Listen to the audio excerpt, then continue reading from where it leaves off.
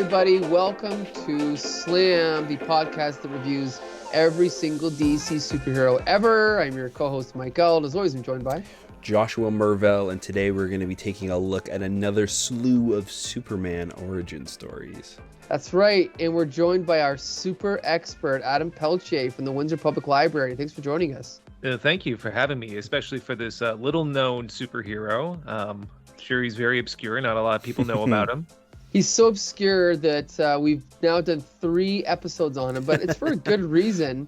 It's because he has so many different origins. I mean, obviously, most of them are very similar, but there's little tweaks along the way. Mm-hmm. And I think the most interesting thing for me is that growing up in the reading comics in the mid to late 80s, I always kind of thought most of the stuff was locked in very, very early on. But as we can see, we're already at, I'm not sure what year these are. We'll double check that in a minute. But things are still evolving as it goes along, which I think is pretty cool. The first issue we're going to talk about, actually, we should look this up. When did this come out?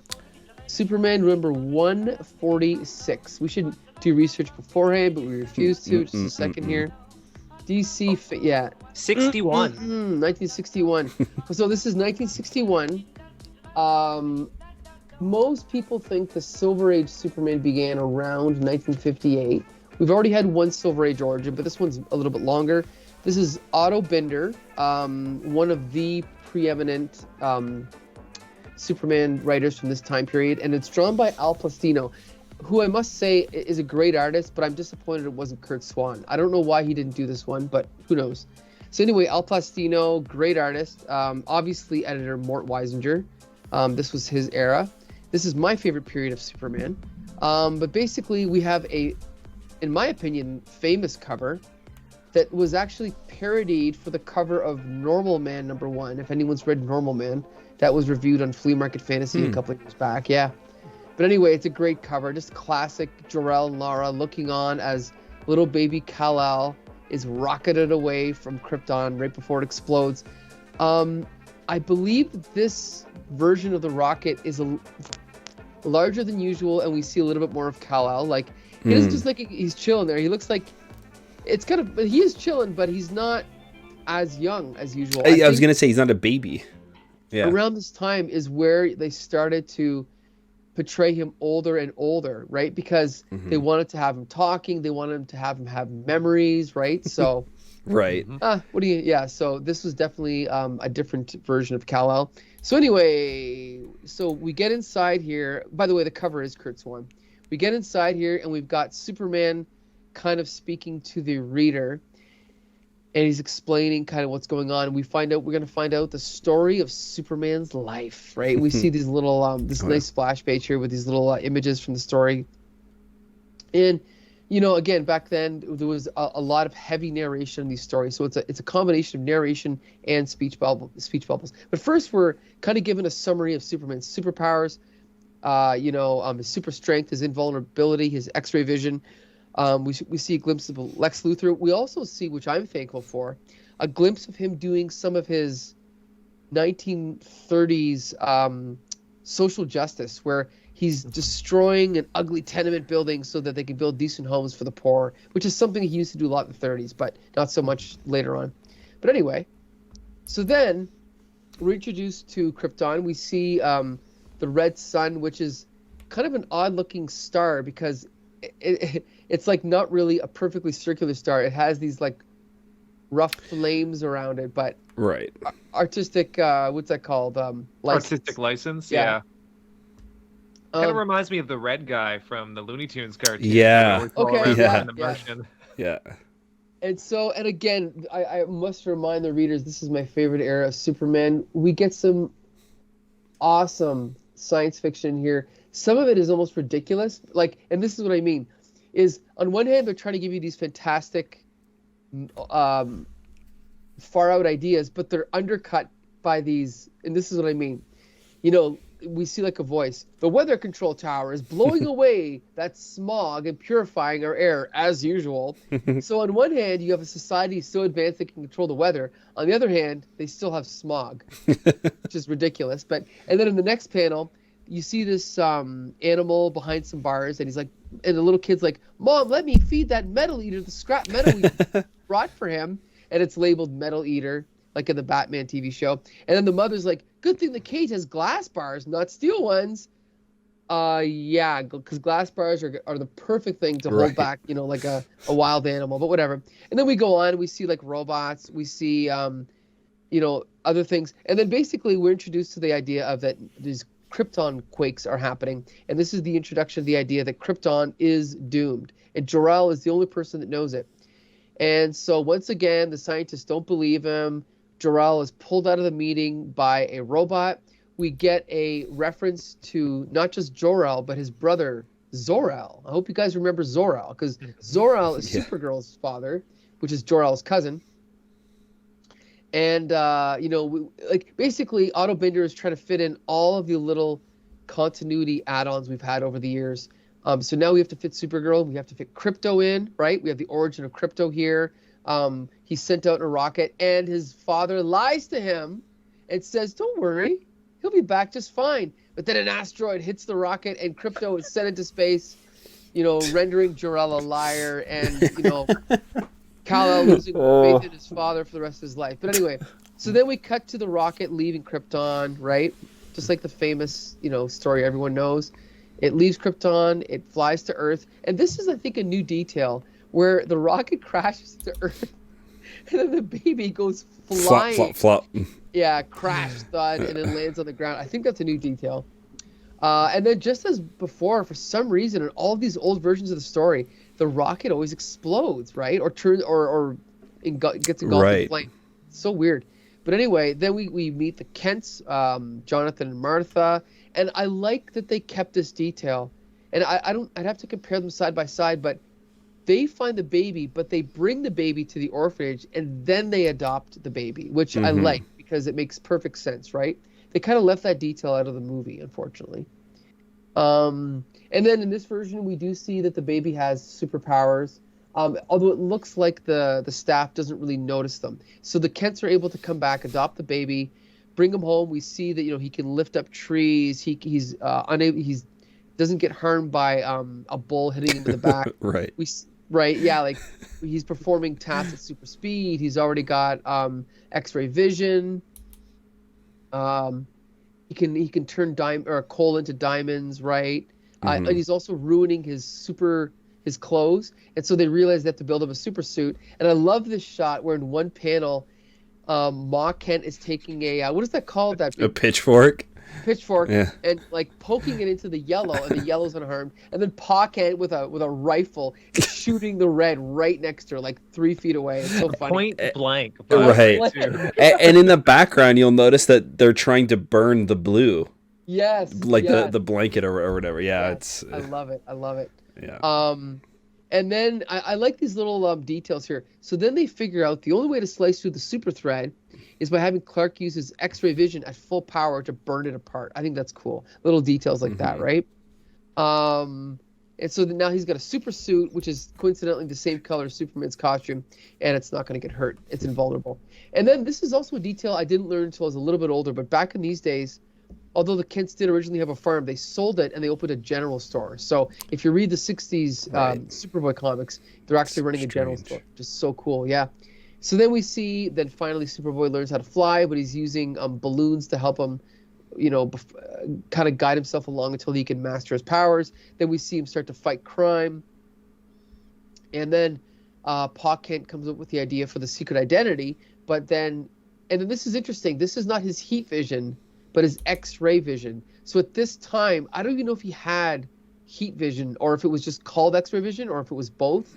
But it's his X-ray vision that melts the lenses. So he has to go to his ship and get pieces from the ship and then just leave them as there because they're invulnerable. And he just hides the rough edges with the frames of his glasses, creates the glasses. Then we introduce to Lana Lang. We see the Superboy robots that he helps to protect his secret identity. Sorry, 1 second. I'm just lost mouse here. And then I love this, the tunnel that he builds underneath his house so that he can fly underneath it and come out in a forest so no one knows that he's Clark Kent. Then we see him reunited with Crypto from Krypton. We see a little map of his house with the bedroom and his secret workshop and all this stuff. Just glorious Silver Age stuff here. Then we see like an explanation of his powers. Like we see the grasshopper jumping over a building, and his super senses are explained and everything. Blah blah blah. And then we're introduced to Krypton, and then we see the classic shot. Clark Kent cannot be on the football team because that would give away his secret identity, right? And then of course Ma Kent, not important, dies off panel. Pa Kent, very important, has an on panel death. And a big speech for Clark Kent, right? Mm-hmm. And you must always use your powers for good. You must uphold law and order, and those in need, and save lives. Good luck, my son, and goodbye. And then he dies. And then I don't think in this version they say how he dies, but they die the same thing, I think. Then we see the graves. We see Superboy fly away.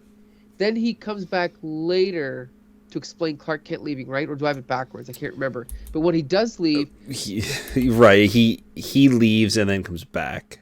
Okay, yeah. Or maybe it's in the other one that they specifically say one, that, yeah. but yeah. Because this one is important because it introduces the most important character of all, Super Cake. Right. Yes, I know. I couldn't believe they used it twice. Like, we can't leave that detail out. But he comes back to Smallville with a gigantic cake the size of a house. Mm-hmm. And they even specify most people didn't eat that cake, but saved it as a souvenir. There must be hundreds of pieces still around in Smallville. Superboy's cake. So yeah, then we cut to him at the Daily Planet. We're introduced to Jimmy Olsen, Perry White, and Lois Lane, obviously. And then a nice scene where he's given citizenship of every country on Earth. And then he's like, what an honor. But of course, my main loyalty will always be to the United States, especially if we get in a war. Just remember that. And then he just flies away. Is it a bird, a plane, a rocket? No, it's Superman. And that's the end. And that's it. So there's your official Silver Age Superman story. And I got to say, as usual, I absolutely loved it. This is my favorite era of Superman. Otto Binder is probably my favorite writer from this period. And so other than the fact that it wasn't drawn by Curt Swan, I loved everything about this. But Adam Peltier, what did you think of this one? Oh, this was so ridiculous. I loved it. Here's the thing. For the longest time, and I think we've had conversations about this, there's been a lot of criticism from especially a post-90s era of comic fan who say, well, Superman's too powerful. He's too ridiculous. There's too many things in his lore. To me, that's what makes him appealing.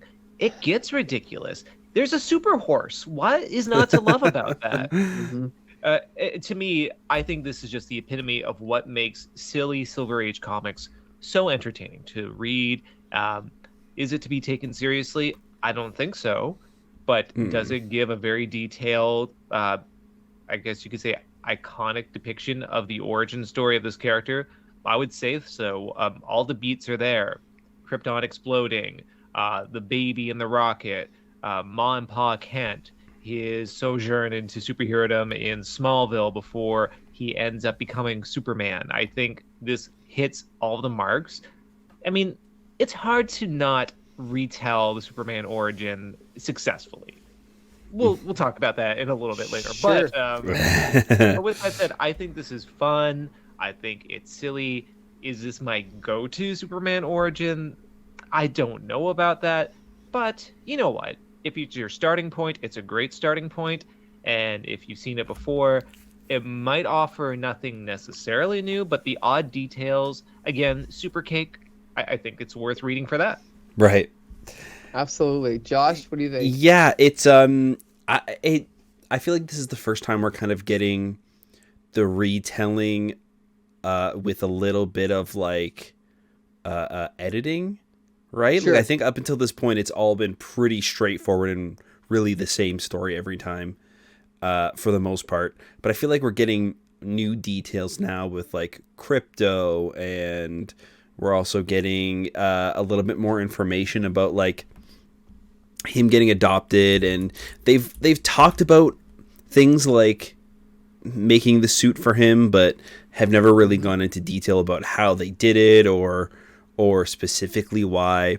And then also like even him getting sick from the piece of kryptonite that they find and is on his shelf. Like it really kind of goes and retcons things maybe for the better with all of like the new updated things in Superman's,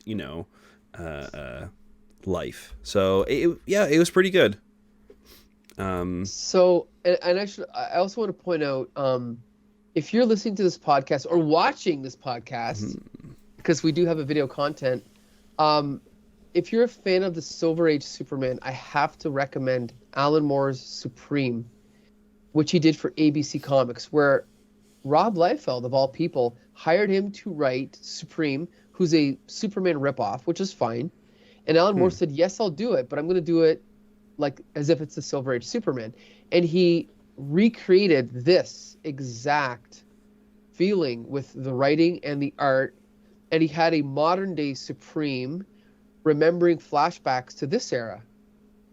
And the art style was like this, and the writing was like this. And I mean, if you like Alan Moore, you're reading a story that feels like it could be set, like written or published in 1961, but it has that undercurrent of cleverness and Alan Moore-ness, where you know that it's written by someone who's analyzed it, taken it all apart, and putting it all back together into a slightly different form. And it's essential reading for a Superman fan. So yeah, Supreme by Alan Moore. But yeah, this is my favorite era. I love it. Nothing bad to say about it. Obviously, the perfect Superman may not exist, but if this is close to it, the only details I don't think are necessary are maybe, I'm not a huge fan of Super Baby or even, I do love Superboy, but to the Superman character, I don't think you need Superboy, so you can excise that. A couple other little things, like they don't necessarily need to explain, but in the other origin stories we're about to talk about, there's more of that, which we'll get to. Also, Ma Kent dying is not usually something that happens, correct? Yeah. Like, I don't think it's happened in any of the other origins, right? If you go back to the first origin, they both die off panel. Ma and Pa Kent, like right away, really? they die. Okay. And to be honest, if she might always stay alive longer, but it's never for long. Like Ma Kent is never alive when Superman's an adult until, unfortunately, John Byrne gave him the Heroes Reborn treatment and just kept him alive just because he wanted to, which ruins the character, but that's okay. Some people like that. That's fine.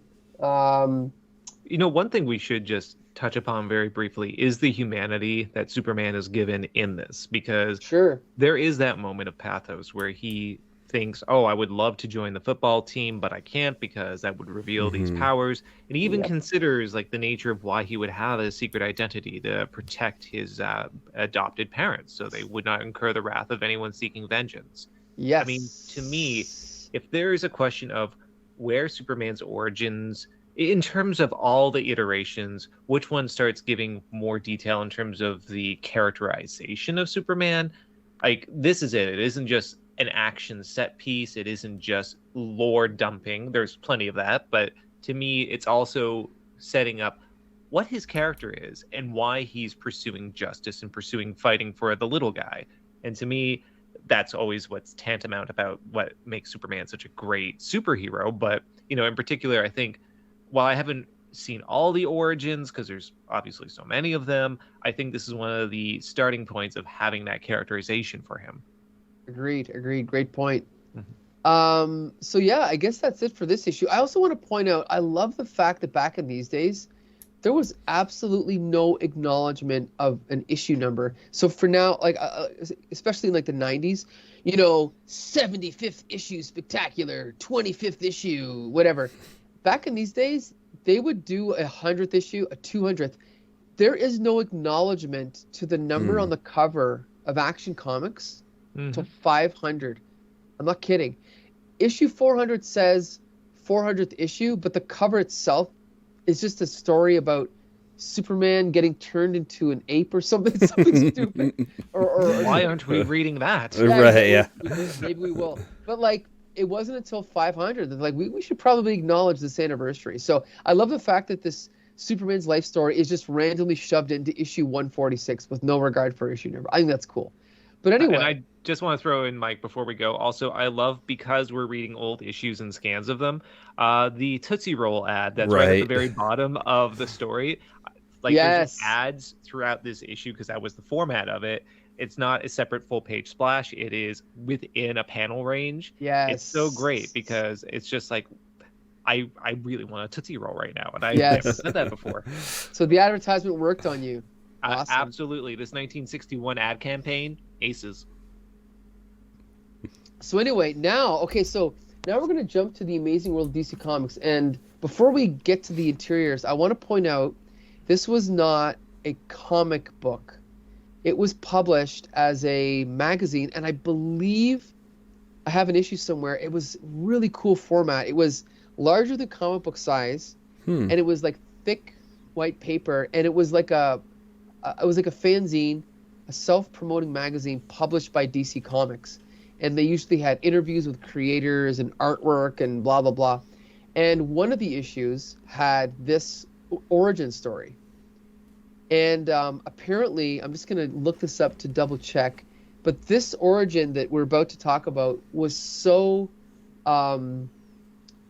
what's the word I'm looking for? Like, when something's like pure and perfect, what's that called? Is there a word for that? Other than Eddie Van Halen, there's another word for it. I can't remember. No, but anyway. That was not what I was expecting. Yeah, basically, it was. Here it is. Here, it was reprinted in like. I'll just rattle these off quickly. If I can get to the bottom of this DCFandom.com page. Hello. Oh my gosh. Why can't I find it? Okay. Quintessential. Quintessential. There you go, Josh. Okay, so this issue is recommended in.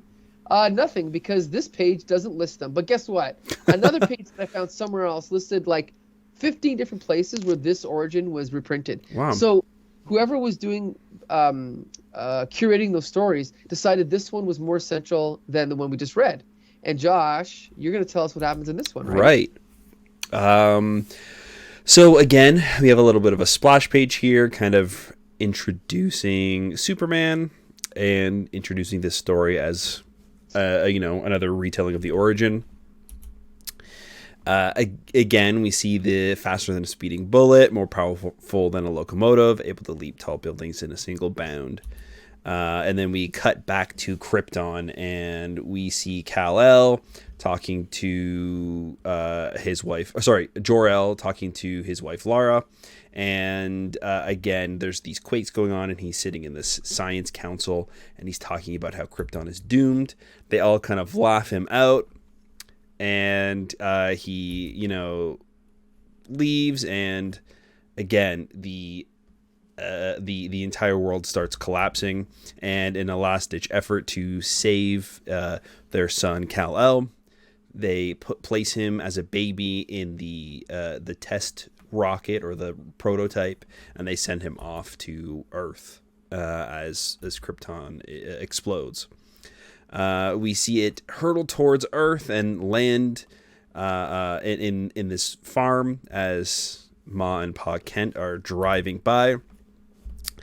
They lift him out, and again in a really beautiful artwork, very minimal dialogue. They really just are able to tell what's going on as they go to this crash landed rocket and pull the baby Kryptonian out, and they bring him to the orphanage, and then they adopt him after some of the people there can't deal with him and his powers. So they bring him home, and they start discovering his powers for themselves. They see a tractor almost, run him over, but the tractor is destroyed. We see him speeding past a bullet train, jumping over rooftops, and later down the line, we see his X-ray vision and yada yada yada. Then we see Pa Kent's passing, and his inability to save him, and once again, Ma Kent also kind of dies off screen. This is where we get another look at Supercake as he decides to leave for the big city, and once again, we're told in like the exact same panel almost that people still have pieces of this cake today. and I believe this is the end. We kind of see, he's being honored and becomes a citizen of every country that belongs to the UN, and we get a last look up in the sky. It's a bird, it's a plane, it's Superman. Whew. Yeah, this one is really, really great. Maybe my favorite origin we've ever read or talked about. It's so straightforward.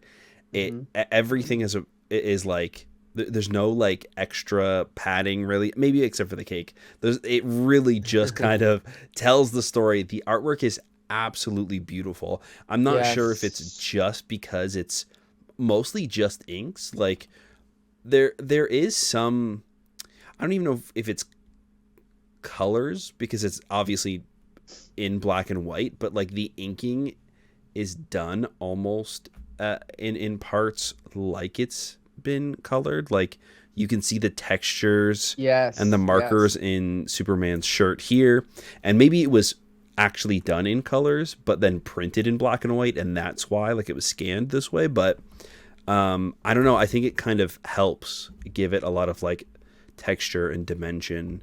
And I mean, it being black and white also helps these like somber moments when Pa Kent is dying. It's really like heavy-handed on the coloring and the inking, and then him standing here alone outside of the house, out of the farmhouse, and we see the tombstones there. It's really great. I think one of the nicest looking Superman comics I've ever read. Yeah. So, okay. So let's just talk. I'm going to talk with the art for a minute. I read this as a kid. This is the first origin story I read. And so all of these images are burned into my brain.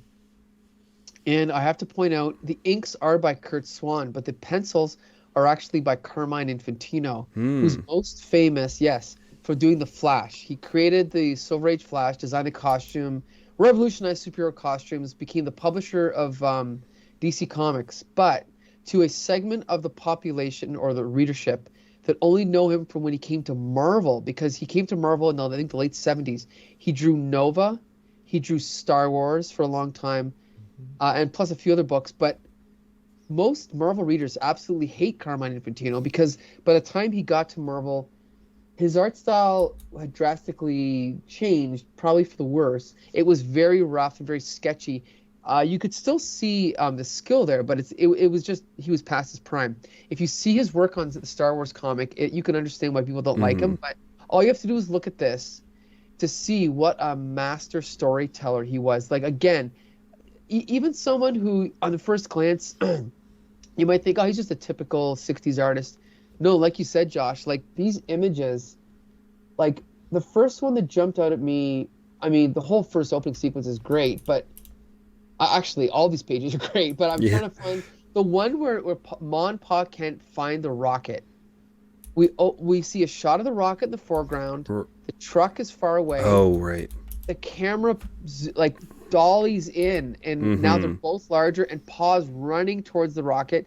And in the third panel, it's just closed in on the rocket, and Pa is lifting the baby out, and Ma is in the background recoiling a little bit in fear. That is excellent storytelling. Like the smoke coming off the rocket on the top panel, everything. It's beautiful. And like you said, Josh, the extra shades of gray with the black and white. And then the next panel, we could go through every page again. Like look at the next page. We see like the left to right motion, and then the next panel, the angular motion, bringing your eye down, then the opposite angle going back up, and then the motion of the guy being tossed around by the baby in the next one. Like, again, every single page has something on it. Even if you go to page digital 37, 2 more pages after, when Clark jumps over the house, it's actually a single image split up into 2 panels. Which is really cool. Almost. Yeah, pretty much is. Yeah. It does look like it's maybe 2 separate like shots, like zoomed in and then zoomed out, but it does perfectly like match up, and it feels so cohesive and thought out. Yeah. even when you look at the top of that page where you see the trajectory of the tractor on the far left, then it's almost center as it collided with Clark. And then the next one where he's exceeding the bullet train, he's running past it. Like, you have that linear movement left to right guiding the reader. Like, that's just peak sequential art storytelling. And to me, I feel like sometimes when I've been on Slam, I haven't articulated myself with sometimes issues I have with the art. Sure. And some art, especially within the 60s, I find there's not enough body language, because I feel like there's a great nuanced sort of approach you have to take as a comics artist. If you have too much body language, it becomes over exaggerated, it becomes too kinetic, and it becomes messy. Otherwise, you go the opposite route, it's really stiff, it doesn't tell anything. The body language for every single character in this story is fantastic. It tells the story without even needing the dialogue, without even needing the word captions. Like, it tells the story. Like, this is gorgeous art. I wouldn't even say this is just great comic art. This is fantastic art all the way through this story. And even though we're only talking about the origin, this magazine special does have other articles and other stories within it with pretty good art, but nothing nearing the beauty of the origin story. I will say I agree with Joshua. This is actually my favorite origin that I've read of Superman's, probably period. I think it's just that great. It's succinct. It tells you what you need to know. There's some silly stuff thrown in, but not so much where it eliminates the brevity of the storytelling or the profundity of, like, the pathos when his father dies, when Pa Kent dies. Like, it hits you in the gut. Yeah. What can you say? This is just... Is it a perfect origin story? I don't know if there's such a thing, but it's the best one I've seen. You know what? And I do have to revise the credits. So I was slightly off. Apparently, the pencils are by Carmine Infantino and Curt Swan, and the inks are by my favorite inker, Murphy Anderson. So I'm not sure how they took turns, or maybe there was layouts, and I'm not sure what happened there. But I see evidence of both, like... Sorry. Woo! Anyway, like, for example, on Digital 27, that to me looks like a Carmine Infantino Superman standing there. Yeah, Josh is just flipping back now, but at the bottom, to me, that's Carmine Infantino. Maybe this whole page is him, and again, I don't know how they switch. But then the next page, that's Curt Swan to me. Like, you mentioned the body language, Adam. Like, Jor-El on the bottom right, that to me looks like pure Curt Swan. Just amazing, you know? And then even better, the next page. Oh my God, look at the bottom panel. Him being, his ideas being rejected by the council. Like, the body language of Jor-El looking down. And don't get me wrong, I love Jack Kirby. I love John Buscema at Marvel. But Marvel-style body language is exaggerated. Like, you have the guy bent down with his leg up and his fist out, and this is the complete opposite. It's like you said, Adam, this is not just good comic book art, this is great art. Like, this is to me, Curt Swan is one of the most is the best naturalist artist, I guess you'd call him, you know. But he's just one of my favorites. I mean, this is a loaded comparison, but a lot of this even reminds me of Dave Gibbons a little bit. Oh yeah, absolutely. And Dave Gibbons is, to be fair, he's one of my favorite artists as well. He's slightly stiff a little bit with his body language, but he's got the same basic idea of, like, straightforward storytelling. Kind of put the camera right here and just keep the storytelling straightforward and simple. But the page you're on right now, Josh, is incredible. Like, it's just perfect, you know. Like, there's a reason. Oh gosh, go to the next page. Like, the next page, Destruction of Krypton. Like, you can't get any better than this. I guess there's a reason this is so oft reprinted, right? So anyway, I have one question then, Mike and Josh. Sure. What's with the cake? Why, of all the things, did they retain the cake? That's so strange. I don't know. Yeah, I had never even heard of this before, and It's so it's like the pearl necklace in Batman. Right. They always have to have this detail with the cake now. Yeah, Anyway. it's You watched it, Mike. Was that in the Snyder Cut? The cake was in the Snyder Cut. Yes, Oh, okay. absolutely. That's why everyone was complaining. Okay, I see. Yeah, that's why it was 3.5 hours long. exactly. It had Yeah, to be. it was was that mostly big of a cake. cutting the cake. Yeah. Yeah. Yeah. Yep. So I don't know Yeah. what else to say about this. I love this issue. Like we said, it's available in many different forms, but I think we can all agree this is so far the best version of his origin. Hmm. We'll all agree on that.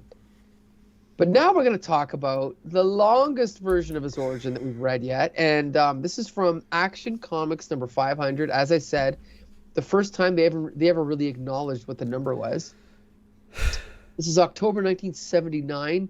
We've got a great cover here by Ross Andrew and Dick Giordano. Before we even dive into this, what do you guys think of this cover?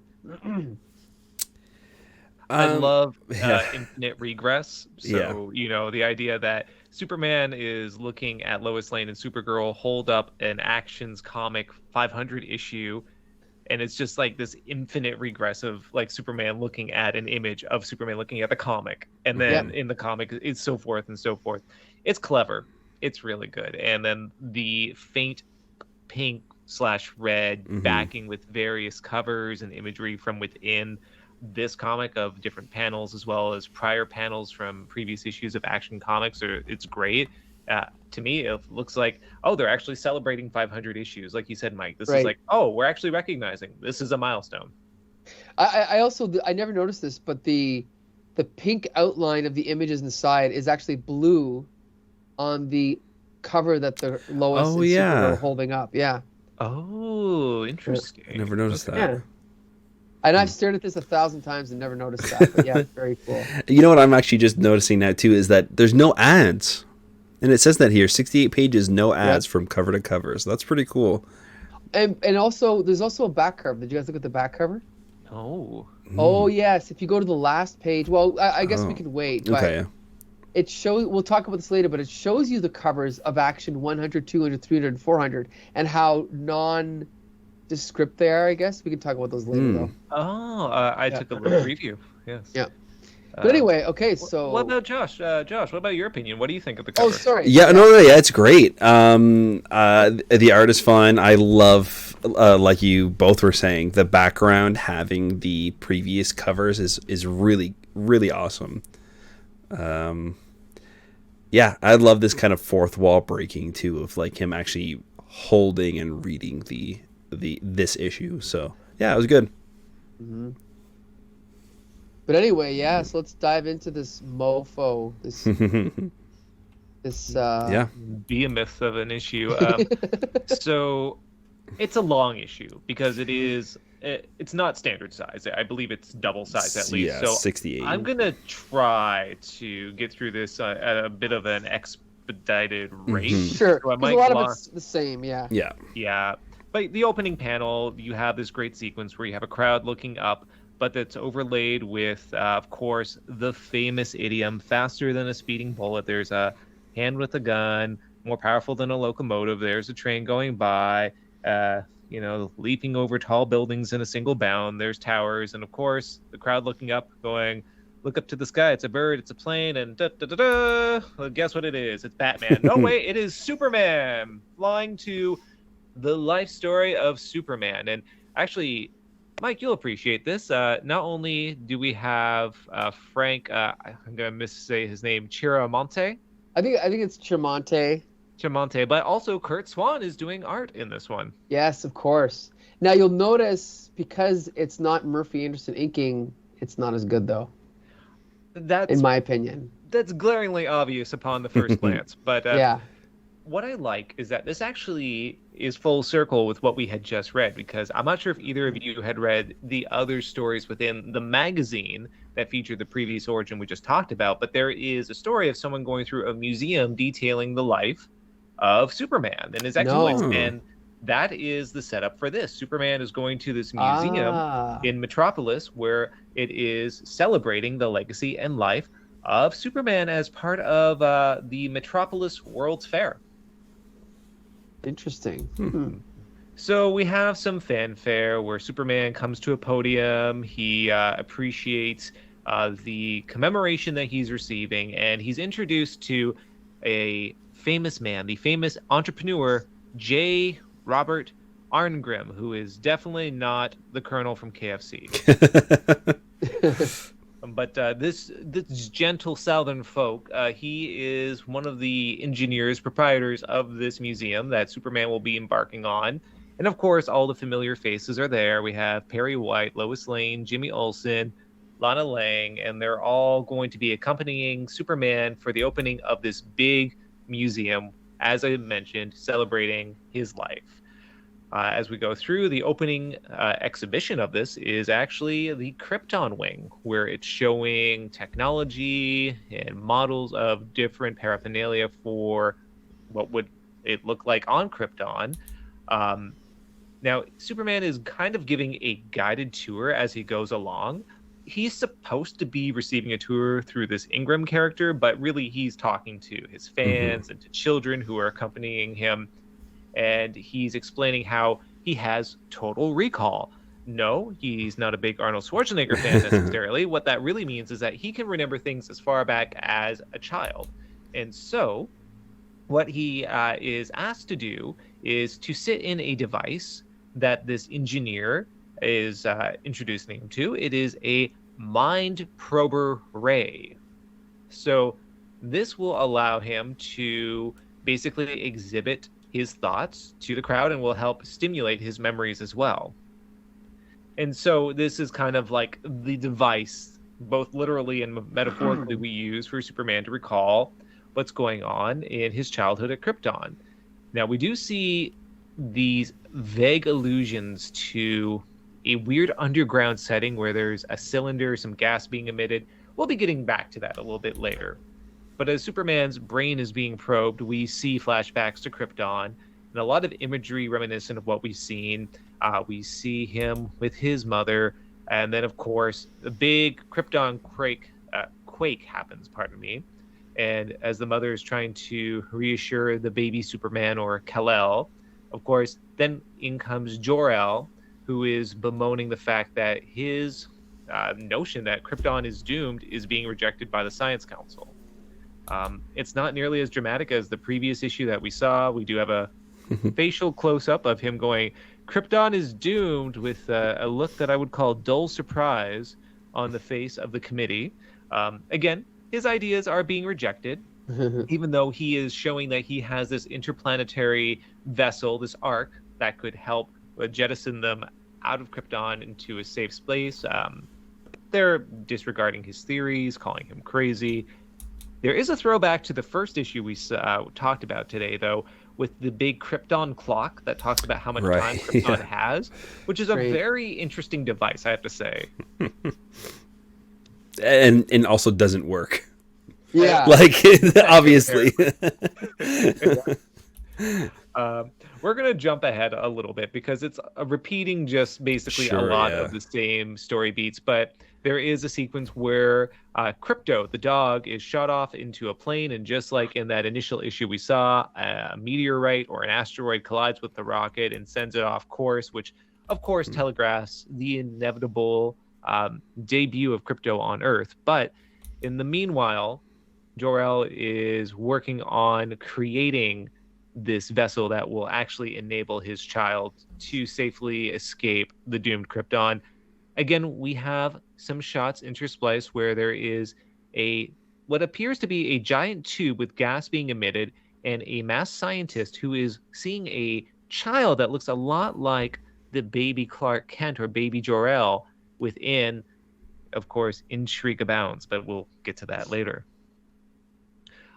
Anyway, there's the inevitable rupture, exploding, and doom of Krypton. Jor-El is placing his son into the rocket. It shoots off just as, of course, Krypton dies and explodes. Superman is so overcome with the trauma of this that he just breaks out of his bounds on the chair that he was in with this mind probe and just screams no and publicly cries in front of people. Right. Right. So he's being consoled by Lois Lane, and this white-hatted fellow, Ingram, he leads him then into the next wing, which is the Superboy wing. So I do appreciate this. This is broken up into chapters, and each chapter essentially goes through a different phase of his origin. This one, of course, goes to what we talked about before, where the rocket jettisons itself all the way from Krypton to Earth, repeating a beat that we saw in the original story that we talked about. Also, the baby is flung from the window of this rocket. And of course, it does explode, I believe. Yes, it does explode, but they do locate the baby. Ma and Pa can't locate the baby, I should say. They have a lengthy conversation with one another. Oh, okay. And I knew there was a little bit of an aberration in this one. So the rocket does not explode here. They actually tether it and they bring it with them to their farm. So at this point, it doesn't appear that they actually bring him to the orphanage for a long period of time, because there's not the sequences that we have where he's causing a ruckus or he's using his powers as a baby. No, it's just one panel where it shows they brought him to the orphanage and they adopted him quickly, and then it's just his life on the farm with the Kents.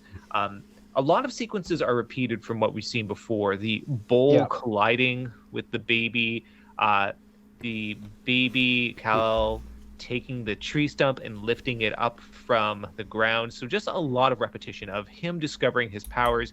In fact, on page 22, we actually have a repetition of that famous sequence we talked about where Ma and Pa Kent are attacking the fabric that he was jettisoned with. Pitchfork, shotgun, and fire, all working. Well, actually, it turns out it was dynamite for the Blue Claw. Right. So, as per what we saw before, they can't actually damage the material, so they get the baby Superman to use his heat vision to actually break apart and make string and material to fashion clothes out of it, so he has the clothing that will not rip and be destroyed. It does continue on. His parents work at a general store. He has an idea where he wants to become a policeman. And I think this is interesting because this is the first time we see social justice really permeating in the mind of a young Kal-El, where he wants to do something to actually help people, protect them. But as he investigates his origins, he, of course, comes across the rocket that he was jettisoned in, and he finds more material, which he uses to assemble the Superman costume. So what's interesting in this, a slight deviation, he makes the suit. It's not his parents that do it. He actually makes the Superman costume himself. And he finds the emblem as well. Now, more intrigue happens because we have a contrasting series of panels where we have a young Superboy talking about how he's starting a career. He will be Superboy, he will fight crime. But then there's another Superboy with a strange pink helmet on his head. Again, this is planting seeds for a narrative thread that's happening. Regardless, what happens is some other reminiscent flashbacks, training on how to fly with balloons strapped to him, fighting crime, wanting to adopt a secret identity to protect his parents from any revenge criminals might want to have. Likewise, he wants to have metal glasses to protect his identity, and the glasses melt. This time, they do specifically say it's due to heat vision. So, as with the original comic we talked about, he extracts glass from the rocket, and he fashions glasses out of those. And I feel like there's a lot of repetition. He makes a Superman robot. He tunnels underneath his parents' estate in order to make a secret tunnel so he can go out and fight crime. And it goes on and on, including talking about the discovery of kryptonite. And it's very reminiscent. Again, he grew sick and feverish. His parents found out that it was actually due to the minerals that he discovered. And he goes on some exposition about kryptonite, describing the details of how problematic it is for him. And he also talks about the Phantom Zone. And I think this is the first iteration of his origin story where the Phantom Zone is directly referenced. Interesting. Yeah, I think you might be right. Yeah.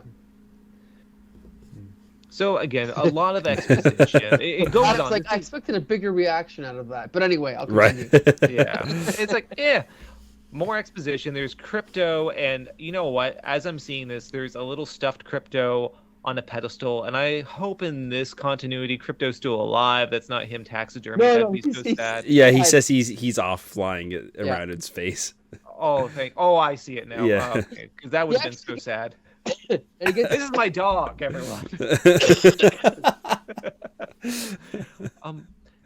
And one thing that's interesting is that there's a lot of calling back to Silver Age storylines and odd points of continuity in order to try to talk about contradictions that happen. For example, why do Superman's adopted parents, the Kents, appear younger in some issues and timelines than others? There's a reference to a fountain of youth that they consumed from, but it only lasted so long and they became old again. Like, very odd tertiary attempts to try to create continuity where there really wasn't any in all these strange stories that were concocted over decades. Unnecessary. Unnecessary, but whatever. Yeah, I feel like this is almost an overabundance of detail. But one thing that is interesting, this is the first time where we actually see Ma and Pa Kent ill and dying together. Yes. Although, of course, the actual death is only focused on Pa Kent still. Still, yep. And maybe the worst death of them all, no Supercake. Yeah, you're right. They still have the fanfare of everyone in Smallville making a sign with their bodies saying, "Farewell, Superboy, we'll never forget you." But that's it. I gotta say this. If they ever make a movie of this scene, can you imagine if Superboy was standing and you saw the people lining up and he's like, why are they all standing like that? And it's not until he flies into the air that the camera can reveal what it says. Wouldn't that be so cool? Anyway, maybe I'll use that one day in my adaptation of the origin. Yes. And this is, I think, what you alluded to earlier, Mike. This is the first time we see a separate departure for Superboy, but then they have Clark Kent getting on the bus to Metropolis. So there is this contingency happening where he is attempting to secure his identity as Clark Kent, as well as showing a reason for Superboy leaving. They wrap up the Superboy annex of this museum, and they enter into his Superman phase. And what's interesting here, the entry point into this wing of the museum shows him reaching out to his cousin, Supergirl. So we're going to be hearing more about the Super Family in this segment. This really gets into his exploits of being Superman, of having to fight crime, but also having to maintain that secret identity of Clark Kent. So it actually shows him acknowledging again, oh, I can't play professional football because I'm so powerful, I'll just harm people. So I can't participate in these sort of sports. I also have to attempt to look very clumsy, and I have to appear very weak so people won't suspect I actually have this power. So there's a sequence that's actually shown where he's tripping over a podium to receive a diploma on page 39, I believe it is. And I think this is one of my favorite aspects about the Superman secret identity, that he has to very willfully be this kind of ninny character. And, basically, like, how much of a whip can I be? And I love that. I love, like, he has to ham it up for that. Like Superman, the original theater kid. It's great. 100%. And then we have, of course, the origins of him receiving work at the Daily Planet, meeting Perry White, his first encounter with Lois Lane, and then the stories start building up about Superman's exploits, how he's saving people from crashing planes, that he's fighting criminals, and they get into some details about also the Fortress of Solitude and the various stations and technology that he has there. One of my favorite things that I see there is a room in this diagram of the Fortress of Solitude on page 42. There's a metal door that just says censored. Yeah. I'm not sure what's in there. That's for the adult issues of Superman. Right. he does allude to it being censored, so it's not revealed. Like his secret identity isn't revealed. Gotcha. Which is kind of interesting because does that not reveal that he has a secret identity? Yes! Identity because That's Precisely. yeah, That's what I thought as a kid. Why does he keep saying, "I can't give away my secret identity"? Now they know he has a secret right. identity. Exactly. Yeah. Yes. Well, then after the details of the Fortress of Solitude, then we get the story of his cousin Kara, which is of course Supergirl. Just some more exposition showing about their relationship. There is this great part where he's talking to two young women who say, "I never knew Supergirl was your cousin. I guess I thought she was always your girlfriend," which is just like so funny. And they start going, "Have you ever had a girlfriend, Superman?" And then he goes on this slight internal monologue where he thinks about all the loves of his life, including the famous ones, Lana Lang, Lois Lane, and of course everyone's favorite character, Lori Lamaris, a mermaid. I love Lori Lamaris, but my first encounter with her was actually the first issue we talked about. I read the entirety of it, just not the origin story. And okay. I realized, there's a mermaid he had a love affair / romance with. Yep. Had no idea. All I know is he really loves alliteration with L's. That's like his obsession. Yeah, it's true. There's at least 4 characters, if not more. Yeah. Oh, absolutely. Yeah.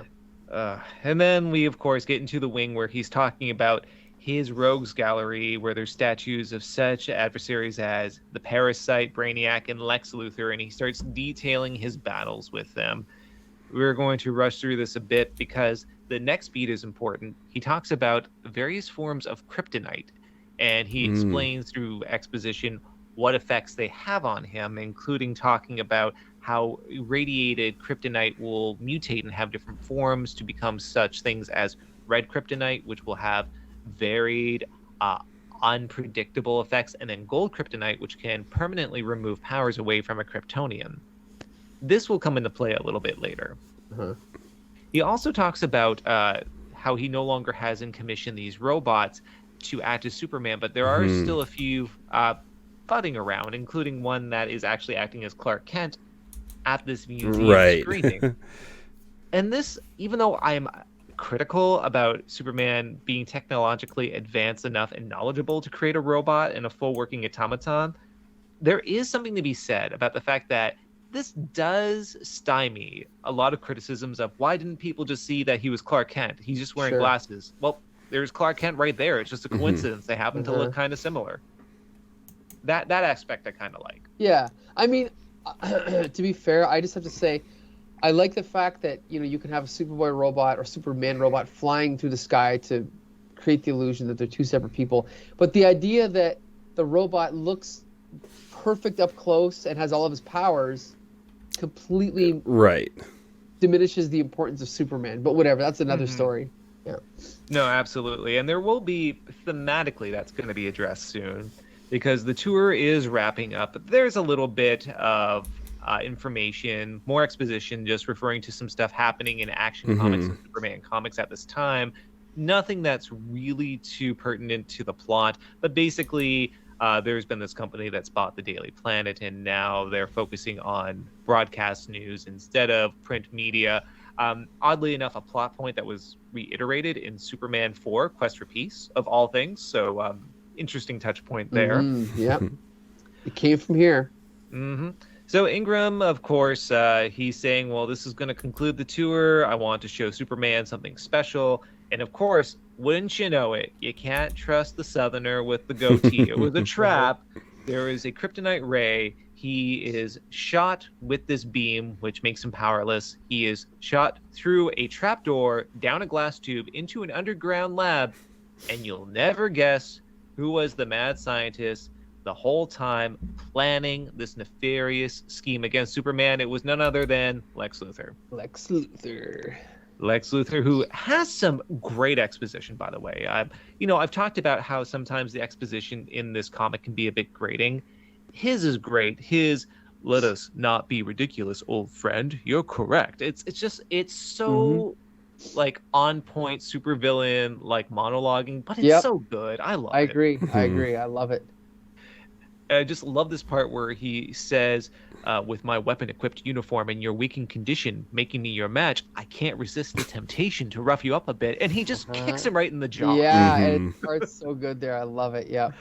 It's wonderful. So what has been happening? Okay, basically, the long and short of it is Lex Luthor has kind of engendered this plot where it's very convoluted, but stick with me. Yeah. So he set up this museum tour with the invitation of Superman in order to lure him there, because there is a piece of, I believe, Superman's craft, a piece of metal that was taken from some sort of Kryptonian relic, which was in the hand of Ingram when he shook Superman's hand, scraping off a trace of DNA, so he could grow a Superman clone. That has been the small figure in the helmet that we've been seeing within that tube and growing and speaking in the side panels this entire time.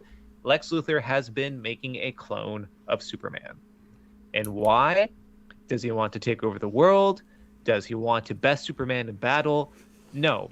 He is doing this because he wants Superman, the clone of Superman, to go up to the public and talk about how much of a genius Lex Luthor is and how it's really Superman's fault that Lex Luthor isn't recognized as a Nobel Prize winning genius. I love it. I love it too. Lex Luthor is so conceited, and it's so consistent for his character. It's wonderful. Yep. So Lex Luthor kicks the actual Superman into a container with a red sunbeam on him. He's about to unleash a ray that's going to zap him of his powers while the clone Superman is engaging with the public. Oh, I should also mention that Southerner fellow Ingram that I was talking about is also a clone. He's not the actual creator of the museum. So I guess Lex Luthor made a preliminary clone to test the technology. It's a bit hazy exactly why he needed to make two clones, but two were created. So whilst Lex Luthor is preparing to operate this ray that's going to drain his power, drain Superman's powers permanently, Superman shows some ingenuity. He just cannot use brute strength in his powers like we are accustomed to. He shows that he's actually pretty clever. He takes part of his costume, including a tie that he wears as Clark Kent, to actually create a type of lasso to grab the keys to escape this cage. I love that Lex Luthor, despite having all this technology on hand, uses a standard lock and key to trap in his box.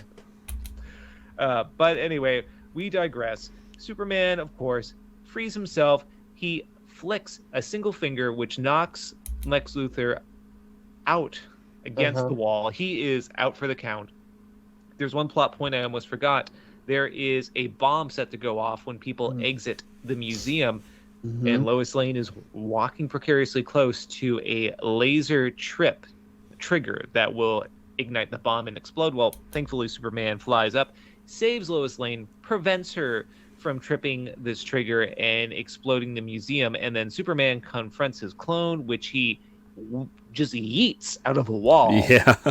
Like, there's no contention like what's happening here. This is not like Spider-Man 150 where the Spider-Man clones are battling and it's a close call. This is like Superman is just like besting this dude.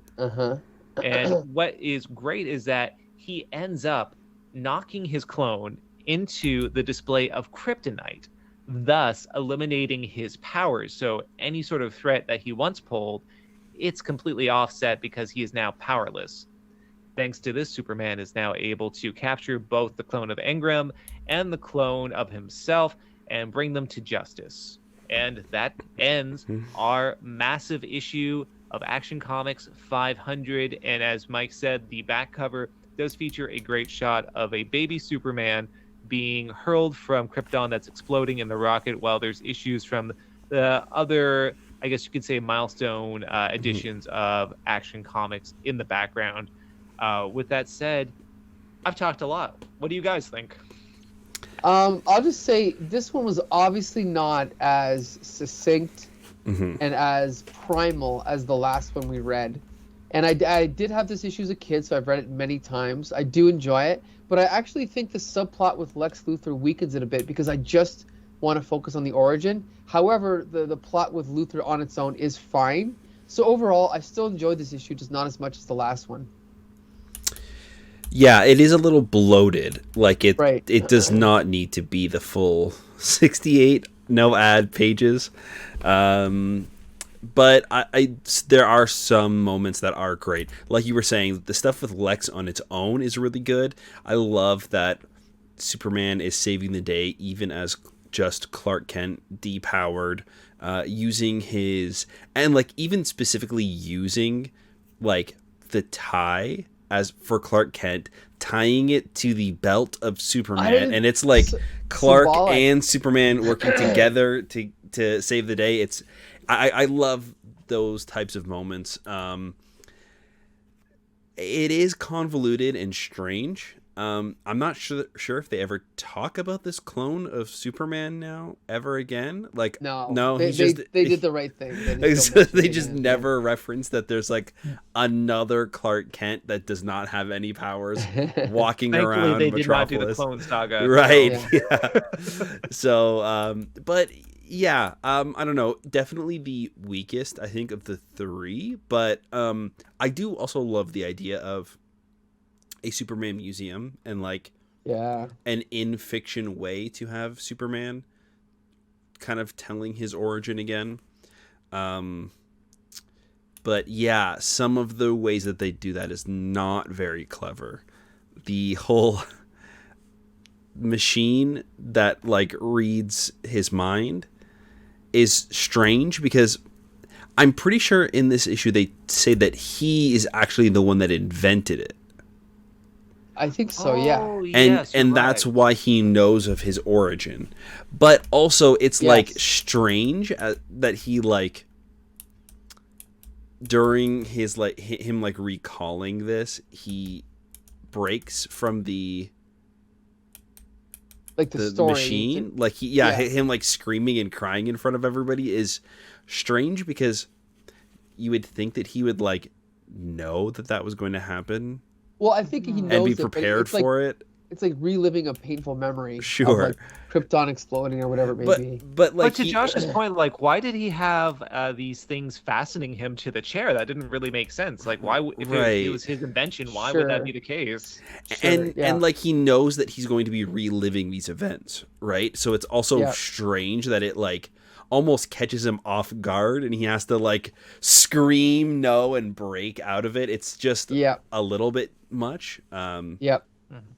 Now, we should mention, because I glossed over this, the reason that the Superman clone in this issue had that helmet on was because as he was strapped to this machine, his memories were being fed into this clone. So there was a way where he was basically being matured into a Superman that would just be coerced and controlled by Lex Luthor. It was basically the same Superman. He just really liked Lex Luthor, which was basically a weird, arbitrary point. Like, you know, there have been Superman clone storylines that have been done a lot better than this, arguably.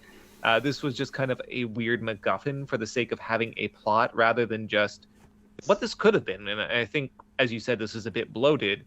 You could simply have just had Superman walking through this museum and talking about his history, and that would have been fine. I do have to question this just because this is the first time that we've had a Superman origin recap made publicly after a feature film was released that talked exclusively about his origin, because this comic was published in 79 and the Superman film was 78. Even with mass distribution, you would say maybe it was like making the circles of most movie theaters in 79. Sure. That tackled all the origin that you needed to know. It talked about Krypton. It talked about his relationship with his adopted parents. It talked about him discovering his powers, and it talked about him becoming Superman, also his relationship with the human beings in his life. Now, I think an issue like this is crucial for people who maybe back in the day when trades weren't as readily available and you couldn't get back issues, to figure out, who is Superman? What is his background? And to maybe touch upon these weird story points like the Fountain of Youth for his parents, to explain these sort of contradictions and continuity. Like, to me, that makes sense in that regard when the origin is not as readily available for people to access. But by 79, not only was there the beginning of the trade's publications, but we had the movie. Did people really need to know the origin of Superman 1 year after this massive film was released? I'm actually a little bit more cynical about this, thinking, doesn't this tie in a bit too well with the fact that this huge movie came out talking about Superman's origin? This is pre-VHS home video market too. So for kids who are like, oh, I really want Superman's origin again, but they're not showing Superman in my theater anymore. Here's your comic. I don't know. I honestly didn't take it that way at all. Like, I know that at this time DC was ramping up their Superman properties. Like, they had launched DC Comics Presents #1 a year, like to come out with the same time as the movie. They launched Adventures of Superboy #1, so they were definitely exploiting how popular he was. But as far as having the origin, I mean, the last time we saw the origin was Amazing World of DC, which was a magazine, so it wasn't available as a comic. Before that, it was 1961. So I don't think there's anything wrong with the comic book wanting to do their own retelling of the origin when it had been so long since it had really been done right. So I don't think there's an issue with it, but I don't know. Yeah, I think maybe just an issue with how they did it for me. Yeah, that's... Yeah. No. I mean, the fact is the the last one, the middle one, that's a story you could read over and over. But when you read this Action 500, when you're done, you're like, okay, it's like eating a Thanksgiving meal. You're done. I'm done for 2 days. Yeah, I have to say for this, I don't know how you felt about this either, but beyond the bloated story and the fact that I thought it could have just been a recap of the origin without the ongoing Lex Luthor storyline, the art itself, there were some sequences that were really nice, but then when I talk about the stiffness and the lack of really good body language, there are some sequences in here which are great, and other ones that I think are just guilty of that, especially the ones that have a lot of people and characters within panels. I just feel like there's not as enough body language or kinetic movement. And I don't know, I just feel like, especially after the last magazine, and even really the first issue we talked about, the art is a bit of a downgrade here. I agree. Well, with apologies to Al Marcotte, who's a big fan of Frank Tremonti, if you want to find out what I'm talking about, Google Comic Book Syndicate plus Frank Tremonti.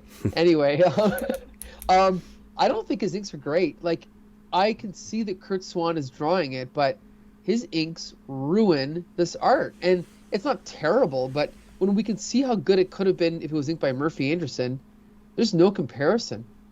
And although Curt Swan is probably my favorite comics artist, there's a lot of Superman comics, because he drew Superman for 30 years, let's be clear. There's a lot of issues around this era that are just not as good because of who's inking them, and like, especially like the panel on, oh geez, what is this, page 17, when he breaks out of the machine. It's not Digital 17, but you're getting there, Josh. But it's not a great page, Oh, there you go. Yeah, it's not like... I mean, it's also partly the writing for having that melodramatic, no! But the actual page is not that great, And again, I can see that it's Curt Swan drawing it, so underneath it's good. But the inks... If you go to the next page, that close-up shot of Superman in the top right, that's actually pretty bad by Curt Swan standards. So I gotta blame Frank Tremonti. I'm sorry. Any thoughts, Josh? Yeah, no, it's definitely the weakest. It could just be that it is so much artwork, so much happening. It has to be done so quickly. Because, there are moments where the art is pretty well done, but then when there's a lot going on in the panels, it's just so like crammed with people. It's not great. I mean, just like this retelling here of Ma and Pa Kent discovering Clark, it's so like back and forth and not as thought out as the previous one. We see like the the rocket is crashing from left to right, but then the truck is like going left, and then all of a sudden now the rocket is facing left in the bottom panel when every time it's been facing, like, it just keeps kind of like flip-flopping where everything is, and it's just not as dynamic. We get all of these close-ups of Mon and Pa Kent talking to each other rather than letting the art kind of speak for itself, having these like faraway shots of specifically that one you were talking about where the spaceship is in the foreground, and in the midground you have Pa Kent looking into it, and then in the back Ma's there like shocked and kind of like leaning away from everything that's happening. It's just, the art is there to quickly tell the story and not really there to like feel like alive and like a thing happening. It's just it's just things happening, and that's really what this whole comic is just kind of like things happening to be like, look, it's Superman, you like him, right? It's not a story. I feel there's some weird throwbacks though too, Josh. I'm not sure how you feel about this, but some sequences, I mean, directly reference the 61 Superman origin story that we read from Superman 146, like the bull colliding with baby Clark Kent. Or there is like as I said, the population of Smallville making the sign of their bodies saying "Farewell, Superboy." Or Ma and Pa Kent destroying the fabric or attempting to destroy the fabric that Superman traveled with in the craft. Like, these just seem to me very arbitrary and very bizarre references to call back to that particular issue. And you said Curt did work on this one. He penciled it, yeah, and then he didn't work on the initial issue we read, but he did do the cover. So I'm wondering, is this maybe a chance for him to have illustrated that seminal origin issue that he never actually had a chance to pencil? Well, he did. He also drew the good one that we just did. Remember, he shared penciling duties with Carmine and Infantino. Not that one. The one from 61. Okay. Maybe, maybe. Mm-hmm. But to me, it just seems very arbitrary. Why the sequence with the bull hitting him? Why like, the crowd saying "Farewell, Superboy," when there seems to be so much more profound, interesting things that could be touched upon? So your assessment, Josh, I agree. Stuff happens. Yeah. And it's not bad, but it's not great. And I think we've already seen 2 Superman origins that well exceed this. And I'm sure as you go on with Slam, you're going to see plenty more, because I can say from some more contemporary origin stories, I've read plenty that have been better than this. It feels like this is trying to almost be a greatest hits, but it's more like an odds and sods. Yeah. Good comparison. Yeah, absolutely. And the fact that this whole thing kind of takes place in a museum maybe is apt, because it does kind of feel like a museum going through, like, look at, on your left you have the origin, and on the right you have, crypto. It does feel very clinical, or not, but like, it's not deliberate. Magic. Yeah. The thing is there's something, because this is now Bronze Age, right? So now we have Martin Pasko. The main writers at this time would have been Martin Pasko, Cary Bates, and E. Nelson Bridwell, I believe. And it's still, there's some good comics, but they're not as good. They're just not. And during this period, Superman's legend within DC Comics, like within his own stories, actually started to grow. Like, as we can see, he has his own museum. Later on, there's a story about the Sword of Superman, almost like a destiny of Superman has to be the greatest hero ever, and it's destined to be that way. Then you find out, he was originally supposed to be Green Lantern, but then Krypton exploded. Like, basically, they just keep piling and piling on to Superman's legend, and it becomes stale. Like you said, like a museum. And it loses the humanity that we saw in the last couple origin stories, I think.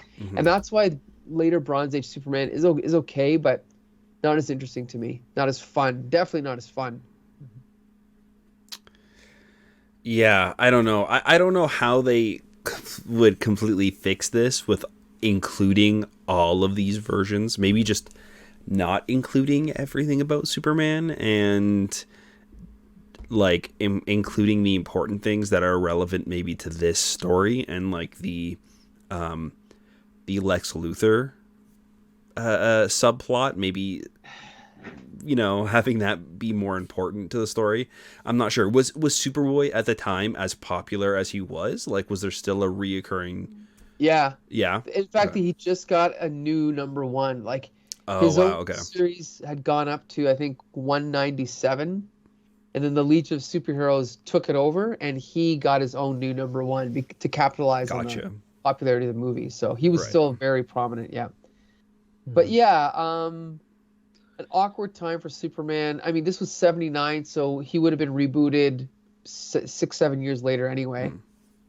Which we might talk about in a future episode. We'll see. But yeah, so again, to be fair, and I'm not going to, I hate to say anything bad about Superman, but I had a box of Bronze Age Superman comics that I bought 10 years ago, and I only got around to reading them this summer.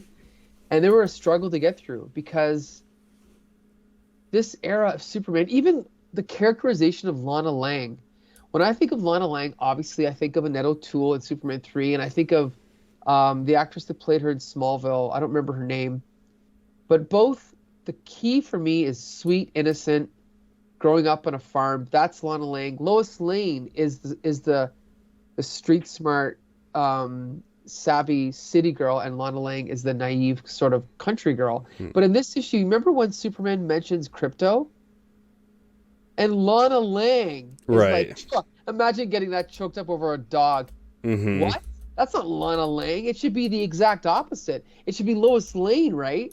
That is laughing at him. Lana is the one that's like, no. Right? Like, did you guys get that vibe? Yeah, it was strange. Yeah. Right. So what had happened? I'm just going to quickly mention. They had brought back Lana Lang. They brought her to Metropolis, and she became a co-anchor on the news with, I think, Lois Lane. Like, this whole era of Superman. That's what I mean. Like, I don't like it. Like, instead of him being a reporter for the Daily Planet, he was working for Galaxy Broadcasting. I just didn't like any of that stuff. Sorry, Josh, what were you going to say? No, yeah, it is strange. Even coming from Lois, I feel like it would be weird. Like, why is he getting emotional over a dog? It's like, why? You've never had a pet before, or like you can't sympathize with. I know. With that, you know, I don't know. It's yeah. Yeah, I'm with you. There is one line that I think is really interesting in here when he's confronted by those girls who ask, have you ever had a girlfriend? Right. And he says, well, you know, just because I'm from another planet doesn't mean I'm not human. I have desires too. And I was like, this is like great, because he's actually referring to himself as human, not Kryptonian, not another. Right. And I think this, again, is that little like subtle piece of the puzzle, whether the writers intended it or not, to show, no, Superman has alliances to humanity because he sees himself as human. And I think that's wonderful. In fact, even when he's talking about, I can't remember the character's name, but the mermaid that he was in a romance with. Lori Lemaris, yeah. Yeah. Like, he even said we were too different because of her species. And I think that, for me, is very fascinating. So if there's anything to this, I do think it touches upon Superman's humanity. It's just too bloated to really give as much characterization as the like great punchy retelling from the magazine that we had read. And then there was, of course, it's the famous hyper condensed origin. I think it's the opening page from All-Star Superman #1. Oh yes, right. Which is like, you know, it's a great Cliff Notes. I've always argued, though, that page is an iconic retelling of the origin only if you know the origin. If you don't, you miss out on a lot of it. The amazing thing about that page is the brevity of it if you know it. This doesn't have that brevity. It doesn't have that impact. But what I will say is it certainly introduced me to a lot of the facets of the mythology and the lore that I wasn't quite fully aware of. Like, I knew tangentially, like, stuff like different types of kryptonite, but I didn't know quite the full extent. You get, like, a 6-year-old reading this, and I think they'd be so stoked to be like, oh, now I know what green kryptonite is compared to red kryptonite. Like, that sort of thing. For an adult readership, and I think this is the thing we have to keep in mind, like, it's a little bit painful to get through at times, because it does feel like I think Baby Adam would have loved this, but right now it just doesn't have the same artistry as what we've seen in the previous ones. I will say it gets better for other origins coming in the future. I do hope you touch upon those because, especially post-Crisis, I think there's some really interesting ones. Some unfortunate ones, but some very interesting ones as well. Yes. Well, we'll have to talk about that at a later date, but for now, this wraps up all of the Bronze Age Superman origins. We've covered everything, as far as I know, unless there's some other origin out there that I don't know about. This is it. So I think we can probably all agree that the Amazing World of DC Comics is the best one. Mm-hmm. The most complete one, the best drawn, everything. So there's a reason it was reprinted so many times. So we'll consider that the quintessential Superman origin from this era, at least. But anyway, we want to thank Adam Pelche for joining us on our part 3 of our Superman episodes of Slam. Every week we review a different DC superhero through the ages, basically starting in the Golden Age, then usually going through the Bronze Age to the Modern Age. Next week we are going to be covering, oh my gosh, is it none other than, should I tell the listeners now? Yeah, why not? Vigilante, everyone's favorite superhero. Okay. Yeah, don't get too excited. I can hear the applause now. Yeah, the crickets. There was a cricket right behind me, actually. Yeah, As soon as you said that. So, yeah, Josh, you can take it from here. Yeah, thank you guys so much for listening to the podcast. You can find all of our stuff over on our website at thecomicbooksyndicate.com. You can find also all of our podcasts, our video podcasts, on YouTube. Please leave us a comment, a review. Let us know what you guys think about the stuff that we're talking about, the comics, the movies, the TV shows, everything.